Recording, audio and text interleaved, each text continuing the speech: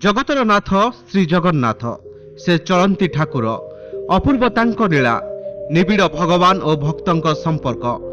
सेथिपाई कालिया ठाकुर केतेबेले रत्न सिंहासन रे भक्तंकु दियंती दर्शन पुणी केतेबेले से भक्तंकु दर्शन देवा पाई ओह्लाई आसंती रत्न सिंहासन छाड़ी भक्तंक पाखकु बड़ विचित्र महाप्रभुंक ए मानवीय लीला श्रीमंदिर परंपरा अनुसार वर्षर विभिन्न समय अनुष्ठित होता है अनेक पर्वपर्वाणी श्रीजीऊ द्वादश यात्रा मध्य स्नान यात्रा अन्यतम यह हूँ महाप्रभुंक आद्य यात्रा ज्येष्ठ शुक्लपक्ष पूर्णिमा तिथि महासमागम अनुष्ठित होता है श्रीजीऊ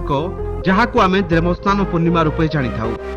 स्नान पूर्णिमा संपर्क में पद्म पुराण स्कंद पुराण वामदेव संहिता